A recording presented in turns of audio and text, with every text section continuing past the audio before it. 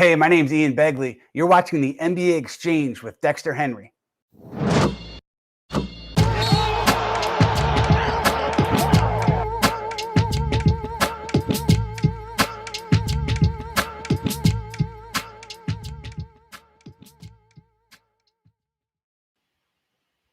Hey, everybody, and welcome to today's edition of the NBA Exchange, the Wednesday edition of the NBA Exchange. So glad for you guys to join us here on this beautiful Wednesday. And it was a great Tuesday, a fantastic Tuesday night of NBA action. I thoroughly enjoyed it. We're going to get to that in a second. Also, some news surrounding LeBron James that should interest a lot of people and how the Lakers might be in trouble. We really have a great show for you coming up today. Coming up a little bit later, I have Stefan Bondy, my man from the New York Daily News, Knicks beat writer, covers the Knicks so well. We're going to talk about the Knicks. They played the Brooklyn Nets last night in one of the great matchups that we saw on TNT. They've also had some changes to their starting lineup recently, and we will talk about all of that. It's Wednesday, so y'all know what time it is. That means my man Jarod Hector is here for some NBA with Nuance. We got a lot to get into now. We're going to talk about that Suns-Warriors matchup, highly anticipated last night. And as I said, part of one of the fantastic games that we saw last night as well. We're going to talk about that. Also, Jarod has a pretty interesting take surrounding the Brooklyn Nets and why he doesn't think that they are contenders right now. He said this on his podcast, 7 Footers Podcast, just the other day. And I'm going to talk to him about that. We're also going to talk about the window of NBA championship windows, how that works. When it closes for teams, is it that long for teams right now, and how injuries impact all that? So we got a lot of great stuff to get into. Oh, and of course, we can't forget that we're definitely going to touch on some NBA picks. You know, we're definitely going to touch on that tonight for sure. So we'll be on the NBA picks with all that we have to go to. But before those wonderful games happened that we saw last night, Tuesday night, that was on TNT, and they had a fantastic doubleheader, some news came out that was quite interesting. And I don't want to say sent shockwaves through the league because it's not that, but it surrounds the face of the league. That's LeBron James. LeBron James in health and safety protocols. It has been reported that he is tested positive for COVID-19. Asked after the game was Lakers head coach Frank Vogel about this in terms of how LeBron was feeling. Vogel did not comment, but Anthony Davis was a lot more forthcoming in that regard. And he did say that LeBron was asymptomatic, which is good. So LeBron, obviously in the health and safety protocols, will have to be out for at least 10 days. He came back just recently. He came back from an injury. They had suffered early in the season. We know about the suspension after the dust-up with Isaiah Stewart. And, you know, we also know just about where the Lakers are right now, right? Like the Lakers are in a tough spot. They're 7-4 in games with LeBron. They haven't played well, particularly without LeBron. They've still yet to see newcomers like Trevor Ariza, Kendrick Nunn. Those guys still haven't played. The roster hasn't looked that great. There's been a lot of talk about the Lakers' age. And, you know, the thing with LeBron, you're always concerned about injuries as players get older. Obviously, now in the world that we live in, COVID is now another factor that can keep guys out. And you wonder, as the Lakers right now are around, you know, we just passed the quarter mark. I talked about this with Brian Fonseca, my podcast co-host on the Ain't Hard to Sell podcast the other day. Jamal Murphy joined us for this. We're at this quarter mark of the season. And it's what can we take about it? And a lot of talk has been around the Lakers, 12-11 record, extremely disappointed. This was a team where the over-under was 52.5 wins. Many people projected them to be somewhere around that. They've not gotten off to a good start. Anthony Davis hasn't looked great at all whatsoever. He, when asked to be the number one guy, we haven't seen that. And that's really been concerning. Russell Westbrook, how he fits in with this team. He is supposed to be the guy when LeBron is out. This is the guy you can give the ball, give the keys to the offense, can make things run. When LeBron's sitting on the bench, or if he can't play, it takes the load off the ball. Somebody else, you can put the ball in their hands and make some plays. Westbrook hasn't looked like he's fit into the offense at all whatsoever. So now with LeBron out again, right? Like I said, they're over 500, 7-4 record in the 11 games that he's played. But with LeBron out again, it's just more stress on this Lakers offense. Taylor Horton Tucker played last night and filled in for the Lakers against the Kings. He didn't really do much. He played well when he first came back to the Lakers this season, but hasn't really done much there. The Lakers really struggle with shooting. They've also struggled defensively, which is not what you expect from a Frank Vogel coach team at all whatsoever. So this is huge for the Lakers right now. Like, seriously, guys, this is huge. And the fact that LeBron's not there, we hope, that's the only thing, we can hope that it's just 10 games. The thing with COVID, we don't know how it impacts people. Right now, he's asymptomatic. That sounds like it's a good sign, but we have no idea how these things affect everybody. We just recently saw Joel Embiid. I believe he was out for 3 weeks. So the Lakers right now, where they just haven't had the continuity, right? We haven't got to see their big three really play together. They haven't got that time, and they need those reps. And LeBron has been pretty confident in when he's talked about the fact that he thinks the team can get there and get those reps. But there's a lot of trepidation around this team. And if there's more injuries or, dare we say, longer-term impacts from COVID, whether it's LeBron or somebody else, these are things that are concerning absolutely for the Lakers. And the less time they have with LeBron on the court just doesn't bode well for them. We haven't seen somebody take over the reins and say they could lead this team and be definitively the number one option if LeBron isn't there. So, look, wish LeBron the best. We wish him a speedy recovery, and he hope that he gets better. And the Lakers need him on the court. So for this to come at this time, it was a huge blow to them. But obviously, we wish him the best and hope that he can get back on the court. He can get back to the court soon, and the Lakers can, hopefully gel and put together some kind of chemistry. Because although we're a quarter way through the season, one of the things I always like to say, it can get late early, and you never know how things are going to turn out into the season. So getting that chemistry, building that chemistry, especially at this point where we're getting between the 20 and 40 game mark as we approach the halfway point of the season, it's important for teams to start trying to build that chemistry. So we'll see what is up with that. But look, last night, Tuesday night, great games on TNT. I think everybody was hyped. Warriors versus Suns, teams with the 2 best records in the league. I'm going to talk about this more in depth with my man Jarod Hector when he joins us at about 11:30 here on the show. But this was a fantastic doubleheader for TNT. Now, the main event was that. Everybody wanted to see Suns and Warriors. I was locked into that. But the game before that, which we'll also talk about with my upcoming guest, Stefan Bondy, were the Knicks and Nets battle for New York at the Barclays Center. There was a lot of talk on Twitter how the Barclays Center sounded. I was not in the building last night, but it did sound like a lot of Knicks fans are in there. I've been in the building before for many Knicks-Nets games, matchups, and it's usually majority Knicks fans, but the Nets fans were representing well too, and it was a fantastic game, 112 to 110 victory for the Nets over the Knicks. It was a game that was back and forth, really good, multiple lead changes, including in the fourth quarter, and what it came down to. So that was enjoyable to watch. Kevin Durant was great down the stretch. James Harden, who we'll talk about later with Jarod Hector as well, was fantastic in the first half, 28 first half points. So it was just a fantastic game. The Knicks looked good with their new addition to the starting lineup, Alec Burks in there, Kemba Walker out. We will get to that with Stefan Bondy as well too. So it was a lot of good things there. Fantastic game, close game. Same could be said for the nightcap. I mean, they both were at night, but the later game, the West Coast game. Suns Warriors, big showdown. Everybody wanted to see that.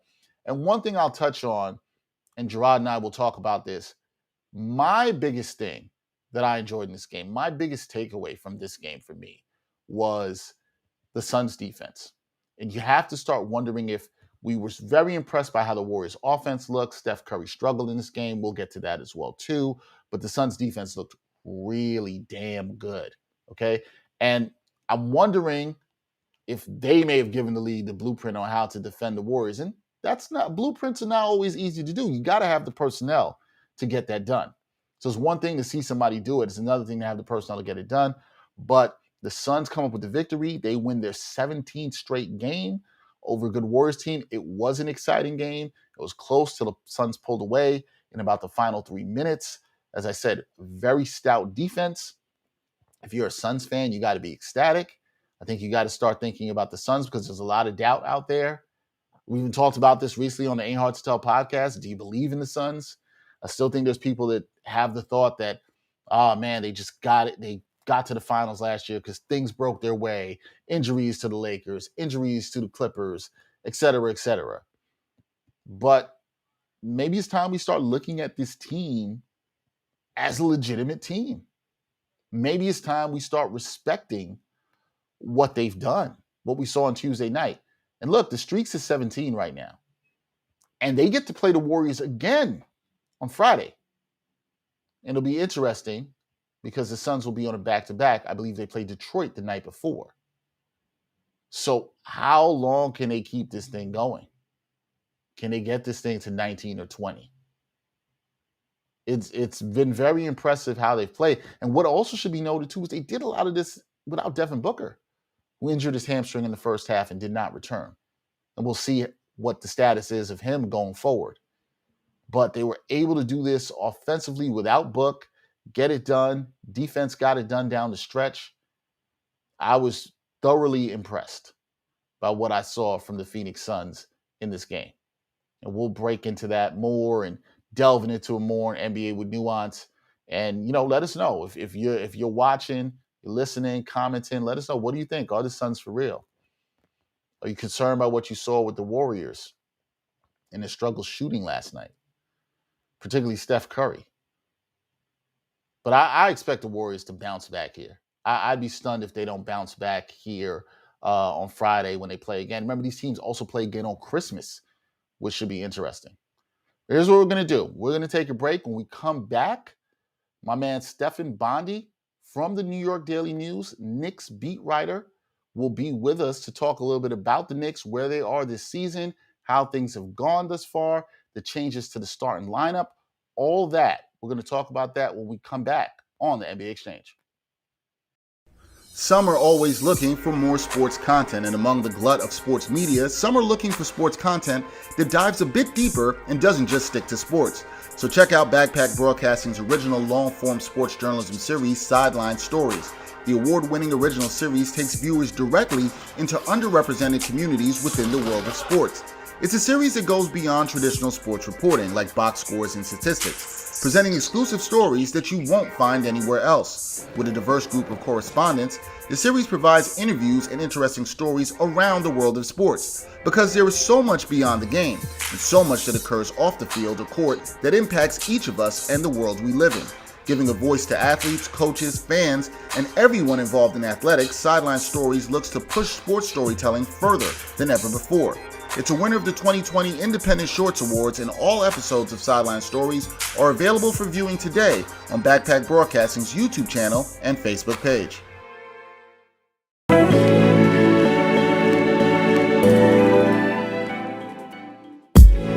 The Sports Walk is back. Watch Season 4 of Backpack Broadcasting's original, award-winning web series that brings you the opinions of real sports fans in these streets, literally in these streets. The first 3 seasons and current season, with new episodes every Monday, are available now on the Backpack Broadcasting YouTube channel. Check out the 2017 NYC WebFest official selection and see what other sports fans have to say on the hottest issues in sports today. It's easy, y'all. Just take the Sports Walk.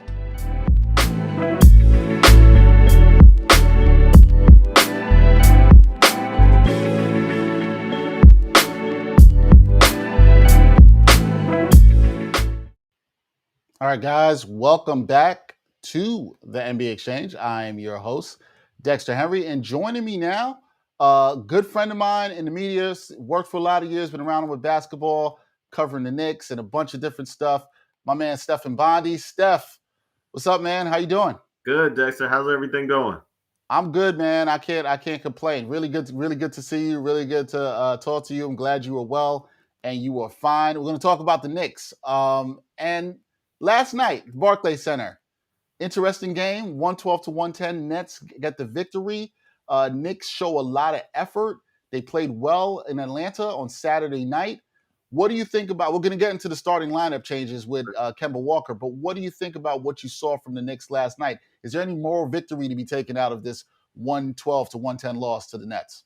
I don't believe in moral victory, so no. But I do think they played well, and we're going to get into the starting lineup later. I thought that worked well And I expected it to work well, and it did. Obviously, the big storyline coming out of that game was the officiating and the Knicks' complaints about it. And they did take about half as many free throws as the Nets, and Julius Randle was real upset after the game. He felt as if he didn't get the respect he deserved from the officiating. And he said he approached them about it, and the official said, "Hey, you're just stronger than the defenders, and their contact isn't affecting you, and that's why we're not making those calls." Now, if that was really said to Julius Randle, that's a problem. That shouldn't be the case. They shouldn't be officiating based on how big somebody is. I mean, a foul is a foul. So if that was really said to Julius Randle, I could understand why he was so upset. Yeah, I can too. And I mean, I thought there were some questionable calls, and the free throw disparity between them was really interesting there. And if the official said that, yeah, absolutely, there is a problem. However, one of the big storylines surrounding last night, Stefan, was obviously Alec Burks in the starting lineup. On Monday, Tom Thibodeau announced that he was going to replace Kemba Walker in the starting lineup and go with Alec Burks.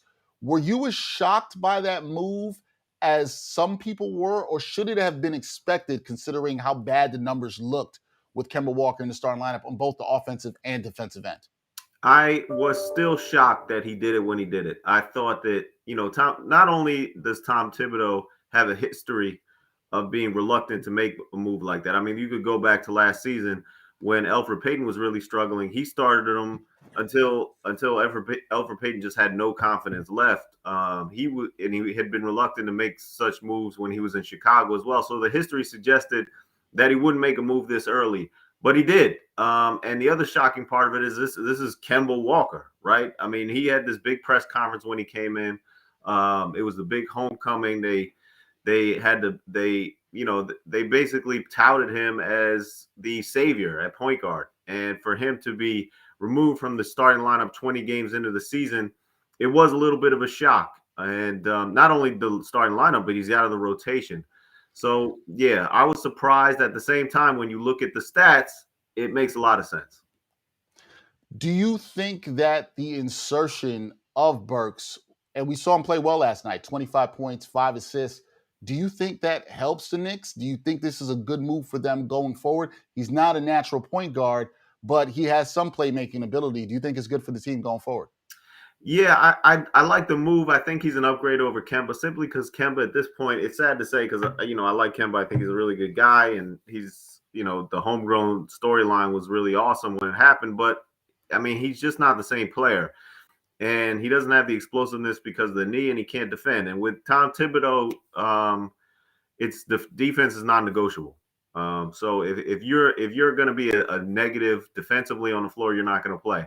I am concerned about the Knicks do not have a natural point guard other than really Derrick Rose, and Derrick Rose is still going to come off the bench and play 25 minutes per game. So they really don't have a point guard, and they're using Julius Randle a lot to set up the offense and to bring up the ball. And I understand that might work in the short term, but in the long term, the Knicks not having a steady point guard, this has been a problem for decades now with this franchise. And they haven't solved that problem. And I think when you go back and you look at the Knicks having $50 million in cap space in the offseason and not being able to solve that problem, not being able to really upgrade the roster like they should, that's on the front office. I know they took the gamble on Kemba Walker. It didn't work out. That's on the front office. So I still think they have to search for that point guard because Alec Burks is a nice piece. But like you said, he's not a point guard, and they still need to solve that problem. Right. He's not there. And then there was some talk and some rumors, Stefan, as I'm sure you saw and heard on Knicks Twitter, that, maybe they could trade Kemba Walker, John Wall possibilities. Yeah, I see you shaking your head about that. I guess there's two questions for me there. One, the Wall thing, I think you're shaking your head on that. That's a no. They should not do that.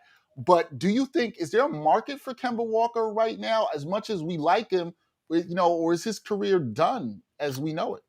Yeah, it's done as we know it, or we knew it. There might be a market out there for a player that's going to play limited minute. I don't know what role I'd like to talk to Kemba Walker, and he might talk today at practice, where I'm heading down to practice after we do this show. I'd like to talk to him to see where his head's at and what kind of role he's willing to accept moving forward, whether he still views himself as a starter in this league or whether he accepts his position as, hey, I'm a guy who can come in and be a 10-minute, spark off the bench and give you guys a scoring punch. So I think he can be that in the NBA. I think his days of being a starter playing 30 minutes per game are over. And I don't think there's much of a trade market for him. Well, you brought up the John Wall thing. There's a lot of reasons why that doesn't make any sense. And the biggest one is it's not feasible. I mean, he's making over $40 million. $42.5 million. Yep. Yeah. So you have to match salaries, first of all. And Kemba's only making $9 million a year. So how are you going to make up the difference and try to trade for John Wall? You're not going to trade for John Wall and give up pieces like Julius Randle and pieces that are helping you now. It just doesn't make any sense at all. And there's no way it's going to happen. I agree. It makes no sense at all. No way it's going to happen. You just brought up Randle. He's got a lot of the brunt from Knicks fans this season about their start 11-10 right now. He obviously hasn't played to the level that he did last year. But something we saw last night was that he's attacking the rim and he was able to make some plays.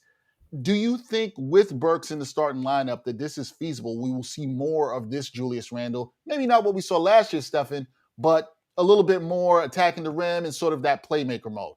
Yeah, I think so. And I'd like to see more of that. Now, I was always concerned after last season that it was such an anomaly.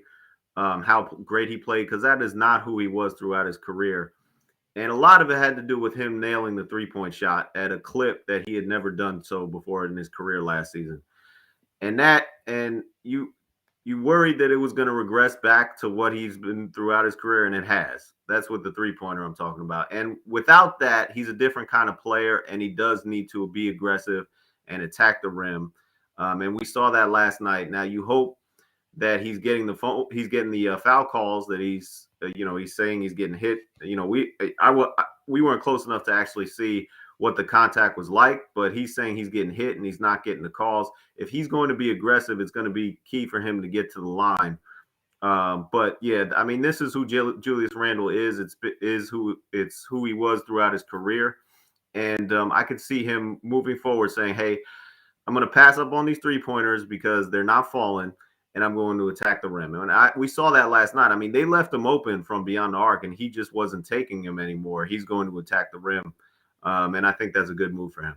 Yeah, I thought it was a good move. Seemed like good things are happening when he does that. When you look at the Knicks right now, Stefan, 11-10, their upcoming schedule through this month of December, they've got a bunch of road games. A lot of winnable games I see there too for them. Do you think this is a period of time where they can eat a little bit here? They can do some things, maybe make some moves up the standings. What do you see when you look at the upcoming schedule for the Knicks? So what are you talking about? Well, how many games are you looking forward to? So to looking forward ahead, I was looking in the next 8 to 10 games, that kind of range. I was looking at that ahead. Yeah, I mean, I got to pull a schedule up in front of me. I don't have it. But I thought they had a tough schedule coming up. I thought, there's a stretch here that ends with Golden State coming to the Garden, where it's like, hey, they're playing some good teams. They got Chicago, Denver coming up at home tomorrow, soon. and Denver. Jokic is coming to the Garden, so the East is tougher than it used to be, and I feel like there aren't many gimme games. And when you look at the Knicks, they lost twice to the Orlando Magic, right.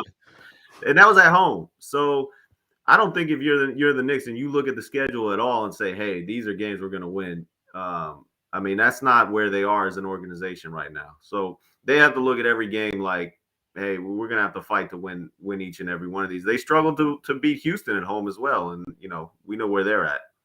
Yeah, that is true. They haven't looked good in some of that. So when we look at the current state of this team, Stefan, where they are, 11-10, you're in this part where you just got past the quarter mark of the season. Where do you think this team can go? Is there still a lot of uncertainty? Is there reason for optimism with this team that they can securely be in the playoff positioning in the Eastern Conference? Or do you have a lot of concerns based on the 5-1 start, the recent play where they've been below 500? Where are you about the current state of the Knicks? Yeah, I'm concerned, and part of it has nothing to do with them. It's just that the East is better, and you look at the top teams, and you say, where do the Knicks fit into this category? And I think they fit at this point in terms of talent. They fit into the play-in scenario, and part of it is just Julius Randle was such. I mean, he was second team All NBA last season. He was a bona fide star, and he hasn't been that. And that makes a big difference between being the fourth seed, which they were last season, and being in the play-in tournament. And RJ Barrett hasn't made that giant leap that you were seeing at the very beginning of the season. He's kind of fallen back a little bit here. So that's going to be a key to what this team does this whole season, is how he progresses. But at this point, with the way they're playing and the uncertainty of Julius Randle and the uncertainty of RJ Barrett, and you don't know what you have from Evan Fournier on any given night, I'm concerned. I don't see them duplicating what they did last season right now. If you don't, as not seeing that, last thing from me, Stefan, before I get you out of here, do you think that they will make a move? Do you think this is a front office that might say, hey, we might want to make a move to try to upgrade this roster? And is there even a move out there for them to make? Yeah, well, that's a good point. The second point is important because, maybe Dame Lillard becomes available and maybe the Knicks get involved in that bidding war. But first of all, there's no guarantee that he'll be available, and there's no guarantee they'll win that bidding war. Maybe Karl Anthony Towns becomes available. Maybe he doesn't. Right now, if you're looking at the landscape of the NBA, there's not that huge free agent coming in the summer that's feasible to get. I mean, Zach LaVine's going to be a free agent. James Harden's going to be a free agent. But, I don't see them leaving their respective teams. And you look at the trade market right now as it's currently situated, there's not that star player available. So, things change in the NBA. It's a few months before the trade deadline and anything can happen. But if you look at the landscape right now, and, people thought Bradley Beal was going to be available, but Washington is playing really well. So why would he leave there? You just don't see that difference maker being available right now in the trade market. Yeah, I don't see it either. We'll keep our eye on the current state of the Knicks. I know you will. Stefan, thank you for joining me on the NBA Exchange. I'll definitely talk to you again later in the season. Hopefully things get better for the Knicks. You get to watch some better basketball, some above 500 basketball. Yeah, and I'm glad you said that because the bar has been so low. I'm happy that I'm covering an above 500 team right. at this point because there's been years where they weren't. So the bar is higher and the expectations are higher, and that's a good thing. It's a good thing for all of us, especially someone like you who definitely covers the team. Steph, thank you, man. Appreciate you. We'll definitely have you back on soon, okay? All right, cool. Thank you for having me. Brother. Take care. That's Stefan Bondy of the Daily News, New York Daily News. That is, he covers the New York Knicks. Please give him a follow. Follow all great things with him covering the Knicks. We are going to take a very short break. And when we come back, Jarod Hector will be joining us for a new edition of NBA with Nuance when we come back on the NBA Exchange.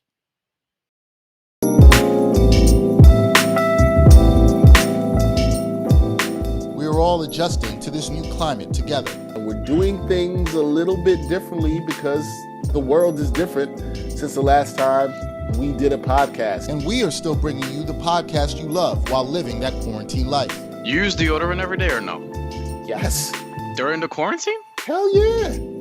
Still discussions of sports, music, and pop culture in a pod where it ain't hard to tell who keeps it real. Don't say that you don't see race.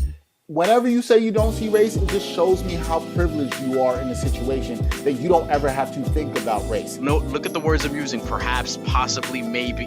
Is it the smartest thing? Probably not. Is it too soon? I would say so. I went through so many things being short, and just people would always underestimate me and always tell me, like, you're not going to make it. You're not good enough. I know. But I told you, Dex, come on, son. We just talked about this. Whether you listen or watch, stay home, be safe, and subscribe to the Ain't Hard to Tell podcast on YouTube or your favorite audio streaming platforms today.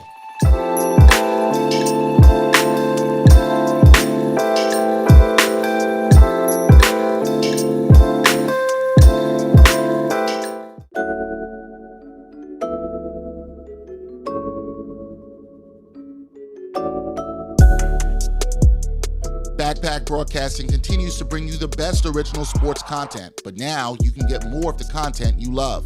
For as little as $3 a month, you can get access to bonus content, including behind-the-scenes footage and interviews from the Sports Walk, Sideline Stories, or the Ain't Hard to Tell podcast. All this exclusive content comes via Patreon. There are tiered levels of patronage, and each Backpack Broadcasting patron receives exclusive perks. Your support helps Backpack Broadcasting create more of the original content that you love. Visit Backpack Broadcasting's Patreon page and become a patron today.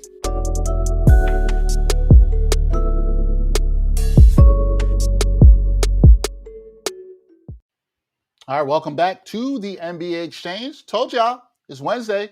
You know what time it is. That means NBA with Nuance with my man, Jarod Hector. He joins us now of the 7 Footers podcast. There is Jarod. Jarod, how you doing, man? How's everything going? Chilling, man. Can't complain. We had a good night of NBA basketball last night on the national doubleheader. 2 games that delivered. Yes, we did. I talked about that at the top. It's not many, and we gotta respect it because there's not that many nights you get this where we get these 2 great games that deliver. Primetime, the battle for New York, Suns Warriors, best 2 teams in the league, and boy, we got I don't know if everything we wanted, but we got most of what we got a lot. We got a lot. We got a lot of stuff that was good. Let's start with that. The Suns. Yeah. With the Warriors, they dropped the Warriors for their 17th straight victory. And I talked about this at the top, Jarod. Through this game, you and I, we were texting last night. The most impressive thing, because you can look at this game and say, hey, Devin Booker went out, right? They were able to execute with him offensively. And at one point I texted you and I said, hey, I have a little bit of concern about how they'll be able to do it. And you're like, they'll be fine. They've got other pieces to be able to execute this done. But I think the most impressive thing has to be the defense, right? Like that was the really impressive thing here, the defense, particularly the defense they played on Stephen Curry. The Suns really, I texted this to you last night or in our group chat, I believe. I was like, look, man, the Suns put on a master class on how you defend the Warriors' action. Now, I realize that the Suns also have the right personnel to do that, right? They have a ton of length on the perimeter and wing, right? Which you need. But defense is also just about want to, right? And they wanted to defend. So many teams switch nowadays. The Suns do some switching. But it isn't just like, oh, here comes the pick and roll. All right, man, go ahead, switch that. No, they switch with purpose, right? When DeAndre Ayton and when the Warriors tried to get mismatches for Curry and get Mikal Bridges off of him, right? Because Mikal Bridges was really doing a good job locking him up and just bothering him with length, which, by the way, for any NBA player, the most difficult thing to do on offense is score over length consistently. It's just hard, right? Even the best players in the world, when you get constantly put length in your face, it is hard to score over that. And so when the Warriors tried to get get Bridges off of Steph, and then Ayton it wasn't like some slow big who just let me go out here and just try to contest whatever. He cut hard with angles to make sure, and he blocked a Steph 3. I mean, he was out there. They did an excellent job, and it was, again, defensively. Kudos to Monty Williams' coaching staff. Just the whole squad and their commitment. Because, again, defense is about scheme and your angles on your switches and your positioning, but it's also about want to. Yeah, and they surely wanted to. They came out really focused. You talked about Bridges. I was very impressed with him on both sides of the ball. Also, we saw Ayton, who, let's talk about Ayton, because you texted me this and was last night, was like, look, Ayton definitely looks like a max player. And I said to you, look, I had, not that you were saying this, but I had no doubt that he was before this based on what we had seen him do in the playoffs. You saw Chris Paul trying to go to him late. They were looking for him, hunting the mismatches with him, and they got it. He struggled a little bit, missed a couple of bunnies, but he finished when it counted. DeAndre Ayton has been key for this team with his development, right? As much as we love the point guard on this show, you and I think he's one of the great point guards of his generation, obviously. Yeah. The Suns don't do anything last season without DeAndre Ayton. Nothing. As good as Chris Paul is, they're not going to the finals without DeAndre Ayton. Ayton is the key. He was the number 1 pick for a reason. Again, I've said this numerous times. I'm not saying he's better than Luka Doncic, but tell the Phoenix Suns they made a mistake taking Ayton instead of Luka. They're going to be like, no, we good, right? They know what they have in him. hopefully Robert Sarver will open up his cheap wallet and pay him. But that's a different story for a different day. He is excellent. Again, you mentioned it. What he did in the postseason proves he's a max guy. What he did yesterday proves he's a max guy. Because when the Warriors go small, most teams that play a big have to get their big off the floor because it's a nightmare. They don't got to pull Ayton. He's fine staying out there. Oh, you want me to rotate out on the step? I'm cool. He can do it all. And that's the prototypical big man you want in today's game. Rangy, who can switch out onto smaller, quicker guards and hold his own and not get roasted night after night, right? And it also helps that the Suns have excellent perimeter defenders, again, and length starting with Mikal Bridges, Cameron Johnson off the bench. I mean, it's just like they have guys, and again, their system works. Chris Paul is 6 foot on a good day. He don't care if he gets switched on to a 6'8" guy. Like, he just gets his strong body up underneath them and makes life a nightmare. And he's got quick hands. He knows where everybody is. Look, the Suns are an excellent team, and proving that last year's run to the finals wasn't just because, everybody got injured. Okay, yeah, because that's been some of the talk around them. But now they win this game. They beat the Warriors. We know they have them again on Friday night, which will be a tall task because they'll be playing on a back-to-back. But when you look at this, the question that's going to come up is, are the Suns the best team in the NBA? You waxed poetic about the Warriors last week and how much we liked them and where they were in, adjusted net rating on defense and in terms of their offensive standing. But when you look at this and this victory by the Suns, are the Suns the best team in the NBA, and can they win an NBA championship? The Suns are right there, right? Like, I think it's between the Suns and the Warriors still, even though with that loss yesterday, right? It's one loss and everybody not lose their mind. Now, but it showed you some things that the Suns can do. Remember, I said this to you. Coming out of the West, I mean, the disaster that is Denver, I mean, they're cooked. They got a mini COVID outbreak going on right now, right? So, and Michael Porter Jr. out for the year, so that team is done. The Lakers, we don't got to talk about them. They're toast. The only team I thought in a series could really give the Warriors trouble because of their defense is the Phoenix Suns. And again, because of the fact that you don't have to take Ayton off the floor, that gives you rim protection. And again, when the Warriors go small, as you mentioned earlier, they get to punish the Warriors inside with the size of Ayton. And here's where they're different than most teams. Charles Barkley said this last night on TNT. You got to go where you got to punish the Warriors for being small. But the way Charles was saying it was incorrect. Not every time down court you just dump the ball into Ayton, because as small as the Warriors are, Draymond Green is too smart to get one-on-one coverage and get cooked every time. When the Suns do their ball movement, however, though, and it stretches the defense, and now, oh crap, Curry switched out. You're done now, right? Now I got a 6'3" dude on a 7-footer. That's barbecue chicken. Barbecue chicken every time. Okay. I'm intrigued to see how the Suns progress through this year because of what you said, because you talked about that narrative around them, Jarod, in terms of people being like, oh, well, you just got there because things broke your way or the injuries last year. And I do think they're proving that they're actually a good team. I understand why people will have questions, but this is something we've seen from them from a prolonged period of time. Like, there's more than a small sample size here for us to enjoy, like, and appreciate. They had a full season, postseason, and 20 games so far this year. I mean, that's not, to your point, that's not a small sample size. That is valid evidence. And to your point about everybody saying, oh, things had to break right. Yo, things have to break right for every team to win a championship. Right. Like, this league is too good for you to just be like, I'm just whatever, I'm just going to beat people. Nah, you need luck. And look, it just is what it is, right? You deal with the situation as it comes. So, no, I don't think the Suns don't need to apologize for nothing. They're a good team. Look, for them, it's going to matter about health, right? We saw Booker got the soft tissue injury. He had a long season, off season, deep into the finals, then got on a plane to Tokyo, played in the Olympics, right? They're going to have to monitor that, and Chris Paul is not a young man, right? So these are things they're going to have to monitor and figure out and find their spots for strategic rest, because they got to think long-term, right? The goal is, how do we get back to the NBA Finals in June?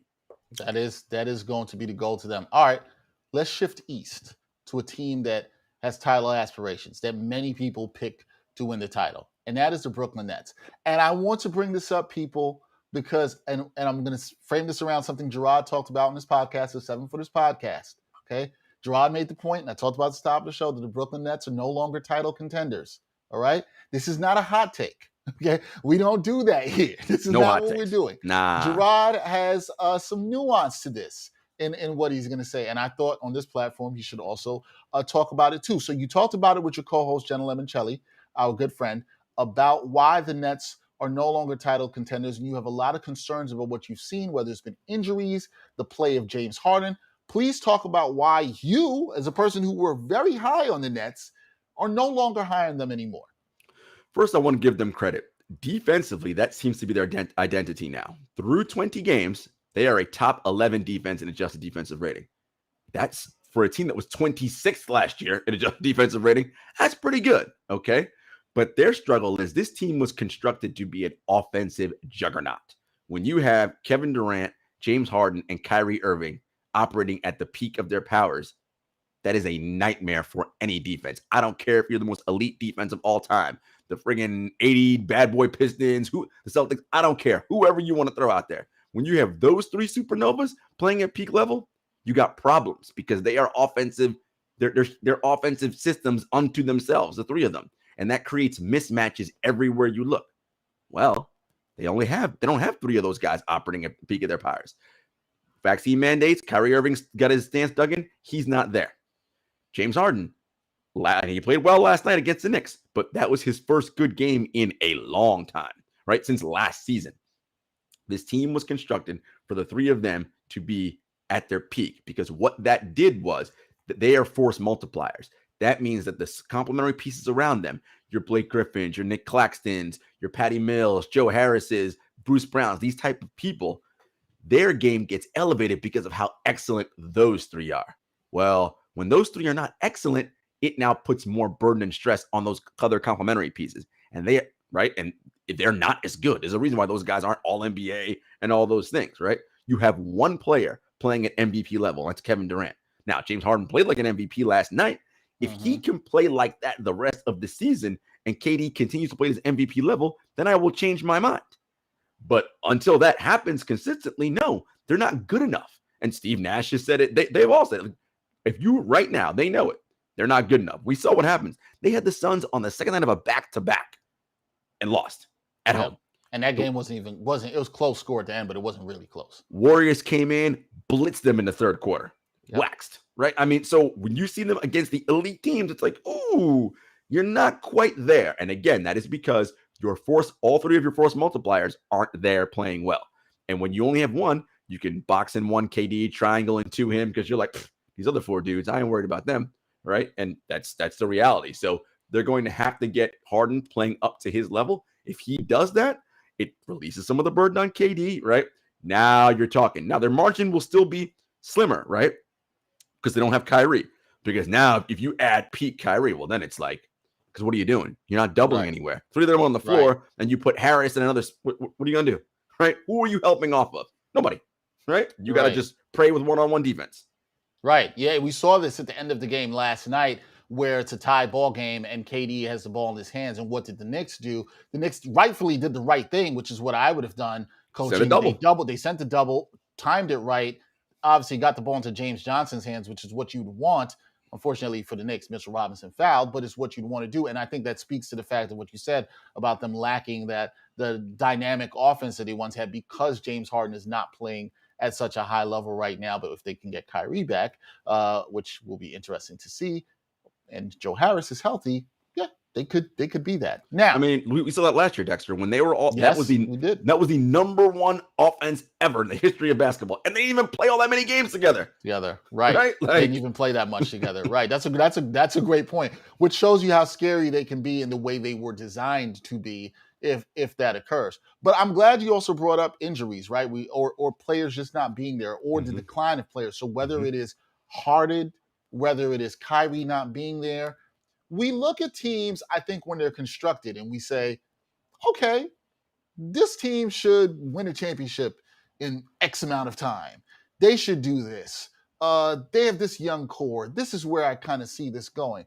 But sometimes the window, it appears to me, Jarod, that people are giving the title, the championship window, I should say, for teams, might not be as long as some people may assume. And I think in this current NBA, things are changing. in terms of how we should look at those title windows. What do you say to that? Do you think it's changing? Is it the way things were before? Or title windows smaller, more narrow than they've ever been? It's a funny thing, right? I just don't think that title windows, the idea of having a window to a title is kind of a fallacy, right? Like, there is no such thing as that, particularly now with the way the league is. Maybe in the 80s and 90s, sure, because there was less player movement, free agency, and all that. Teams were what they were, right? So you knew the Bulls were going to be good. You knew the 80s Celtics, Lakers, Pistons, whatever. Like, guys had title windows, sure, because this was your roster for 5, 6, 7, 8 years. Now, you don't really have that. The other thing you're seeing too, Dexter, is the reality that a championship, right? The actual holding the Larry O'Brien trophy at the end of the finals. That's a crapshoot, man. Regardless of what people want to think about it, it is a crapshoot. Okay. Who's healthy enough? Who's going to make it to the Final Four, right? The conference championships. Then from there, it's, hey, man, we'll see what happens. Look, we talk about young teams like the Atlanta Hawks. I'm high on them. A lot of people are high on them. We're like, they could win a title the next 5 years. Does that look like it anytime soon right now, given the injury history they're having? The Denver Nuggets with reigning MVP Nikola Jokic. We're like, man, this team with Jamal Murray and Michael Porter Jr. and this person and that person, man, they got a nice little title window open. Do they? I mean, everybody's hurt. Everybody's hurt right now, and they got a mini COVID outbreak going on. Right. What title window? If you think you are good enough to win a championship in a season, you go all in and get it that season, because ain't no guarantees, no promise of tomorrow. The league is littered with that. We saw it with the Orlando Magic in the 90s, right? They go to the finals against the Rockets. We're like, don't worry, they'll be back. Never went back again. Yep. Correction. I was gonna say as a franchise. They did go back with Dwight Howard many years later, but you get my point. They've been inept basically as a franchise. Right. The Oklahoma City Thunder drafted Kevin Durant, James Harden, Russell Westbrook. They go to the final in 2012. We're like, man, those 22-year-olds, they're going to be back running the league for the next 8 years. Did they? Nope. Every season after that, first of all, they traded Harden that offseason, which, Sam Presti's still mad at you for that. Then every year after that, they suffered some kind of injury, right? Somebody was hurt for some portion of the year. Now, they made Western Conference Finals and did their thing quite a few times, but never were able to get back to the NBA Finals. Again, I say all that to say, this idea of a title window, sure, it makes sense if you have young talent and ascendant superstars like a Nikola Jokic, like a Trae Young, but man, there's no promises tomorrow. Injuries. I mean, look at the Philadelphia 76ers. Yep. Got Joel Embiid in his prime, who's now hurt. The Ben Simmons situation. I mean, this is the number 1 seed in the East last year. Anybody think they're getting back there now? The Bucks, as good as they are, sure. I mean, they won it last year. They could go back this year, but there's no guarantee there. They got Brook Lopez injury they're dealing with right now. It's just so many things change throughout the course of an NBA season. Not just player movement, injuries, whatever. Things just happen. Emergence of other teams. That the idea of a window is kind of a fallacy, right? You do the best you can to feel the best possible product every season, and you hope you are good enough to be around come the Final Four. Yeah, I mean, that's all you can hope for. Things change so quickly now in the league. I love that you had brought up Denver, because I think they're sort of the poster child for this. It's like, oh, things are going great. We got an MVP candidate last year, the Jamal Murray injury, now Michael Porter Jr., and it's like, what's the window? There's not even a guarantee that Jokic resigns there right now with some of those injuries. You see what I'm saying? That's the thing. That's how quick these things can change. They can change really quickly. Okay. Good NBA with nuance. We're going to get into some NBA picks for tonight. I thought tonight's not as exciting as last night, guys.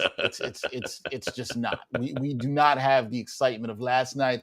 I know Jarod and I were like, look, we are sitting down. We are watching both of these TNT games. We watched the other games last night. We're flicking around through that. This is how we do. But tonight doesn't have that same kind of juice. We understand it. But there's some games to pick. There's some things we can look at doing. All right, Jarod, your first game for tonight involves those champion Milwaukee Bucks. Yes, the Charlotte Hornets at the Milwaukee Bucks. The Bucks are 8.5-point favorites. They're on quite a little bit of a roll right now.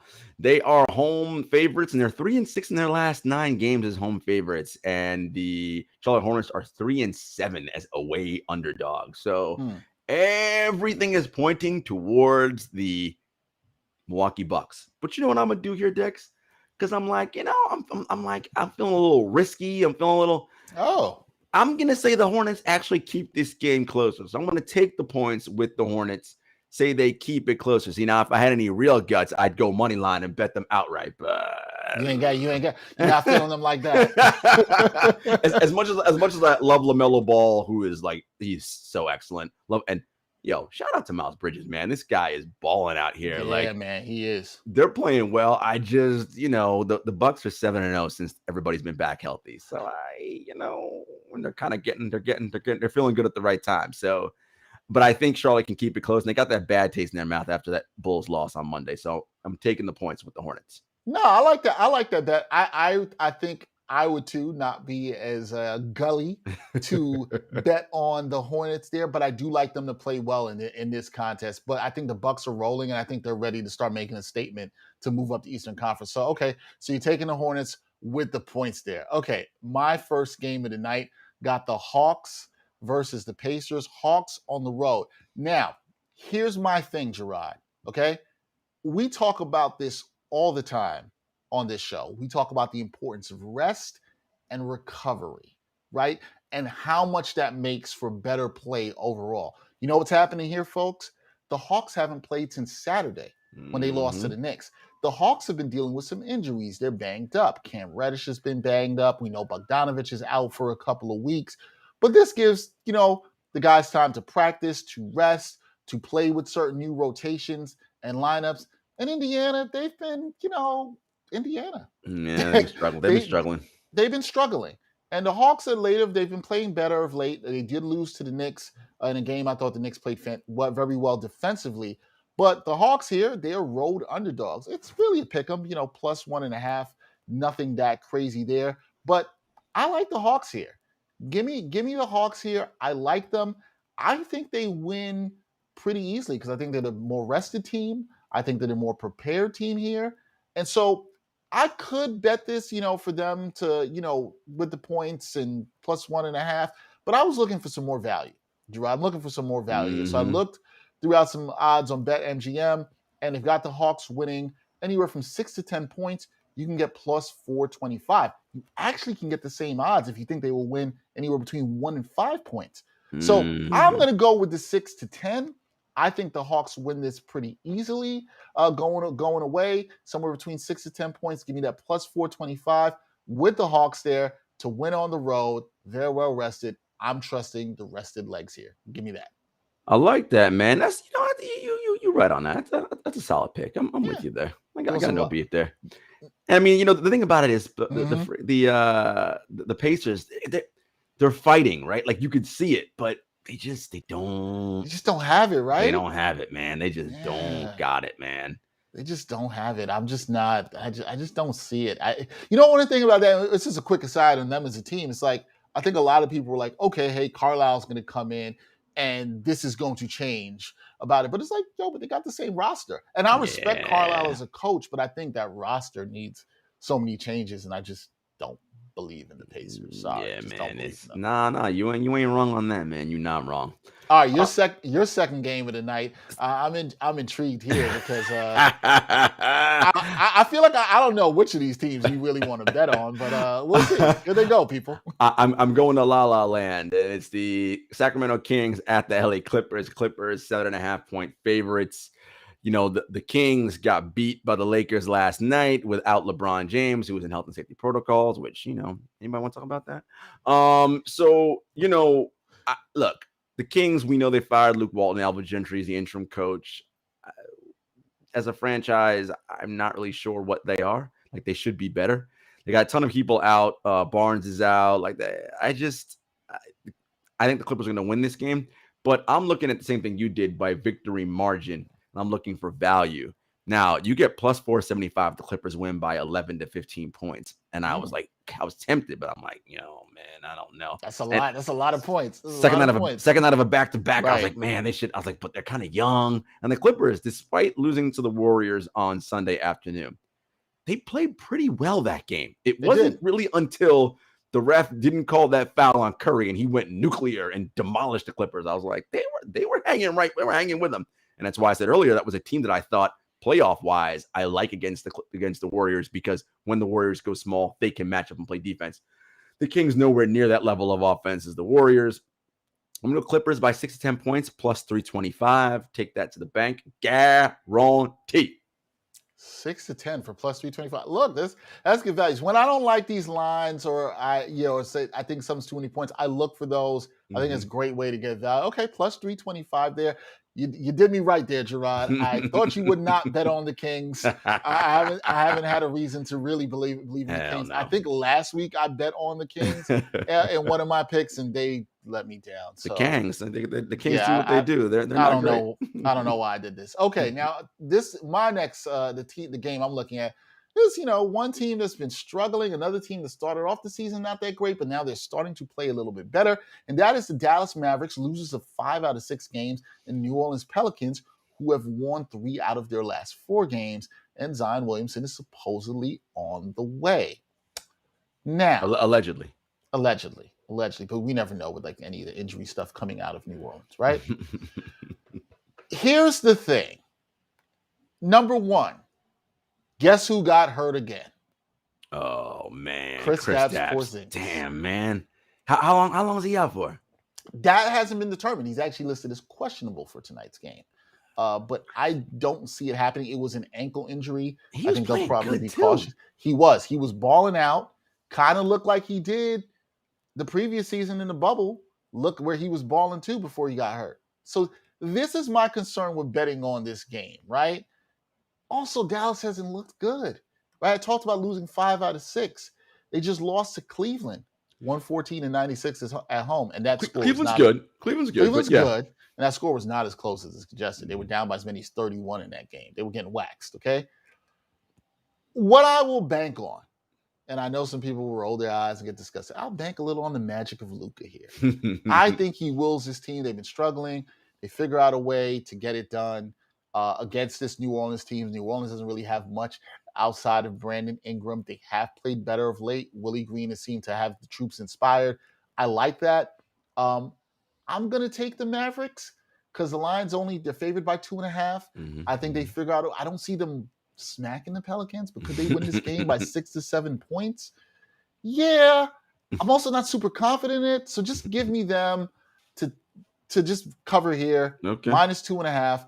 I like the Mavericks. I feel better if KP was playing, but give me the Mavericks to cover here against the Pelicans. All right, so to recap, we got you taking the Hornets. Taking the points, yep. And taking the points with the Hornets, all right? So that's really, you didn't have the guts, so I'm going to say balls. to take the money line. Nah, I was like, take the money line. But you're taking the Hornets with the points against the Bucks. I'm taking the Hawks to win by 6 to 10 points against the Pacers, plus 425. Jarod is taking the Clippers. What was that? Plus 325 to win by 6 to 10 points. Yep. Against the Kings, or Kangs, as we said. And I'm taking the Mavericks to cover minus 2.5 against the Pelicans. So we'll see. We'll see what happens. That's it for your NBA Wednesday bets. Who do you like, before we get out of here, who do you like in that rematch between the Suns and the Warriors? Because if we look ahead to that's going to be something I'll probably talk about on Friday. Would you want to take the Suns again, or do you think the Warriors are primed for an upset? I think the Warriors are probably primed for a beatdown because second half of back-to-back, even though it's Detroit and the first game is at home, right? So the Suns play Detroit at home, then travel up the coast to San Francisco. I just, I think they're going to start feeling the loss of Devin Booker a little bit. And look, winning 20 games in a row is hard. Like, there's a reason why, like, anytime a team is on a kind of streak, we make such a big deal out of it because it's fucking hard to do that. This league is This league is too hard to win that many games in a row. Like, it just is. So I wouldn't be surprised if the Warriors, kind of do a double-digit win on at home. But that won't change my feeling about the Suns, right? Like, we look at that and say, yeah, it's a schedule thing. Other thing of note that I mentioned at the top of the show, those teams play again for the 3rd time on Christmas. So they'll play like 3 times in, 3 weeks or so? Yeah, that's great. They will have played, so it'll be interesting. And if the game is anywhere as good as his last night, we will be excited. We surely will be watching. All right, that's it for this edition of the NBA Exchange. Thanks to my guest earlier from the New York Daily News, Stefan Bondy, talking about the Knicks. Obviously, Jarod Hector rocking you NBA with Nuance. You see what we did here today, folks? Yeah, man. There was no hot takes. Nah. There was none of that. We gave you nuance. Some of y'all thought Jarod was going to come on here and talk all crazy about the Nets. And, some people are going to see the headline and be like, what's he talking about? Listen, you can listen with the nuance. No hot takes, man. Happen. Y'all know where to find hot takes. I'm not even going to name the shows, but y'all know who them clowns are that do that. We don't do that here. Nah, man. None of that here. Real nuanced conversation. As usual, follow the NBA Exchange at the NBA Exchange. Continue to support us. Go check out Jarod's work, 7 Footers Podcast. Great episode this week. They talked about the Brooklyn Nets. They talked about the Denver Nuggets. They also talked a little bit about why Jenna is disappointed in the Los Angeles Lakers and might be crying because LeBron James is out for a while. So please check that out. Also check me out on Ain't Hard Style Podcast and continue to support us on Patreon. And you can listen to this podcast, this show, on all streaming platforms as well. So for Jarod Hector, I'm Dexter Henry. Next time we'll be back on the NBA Exchange. That'll be Friday. Until then, peace, y'all.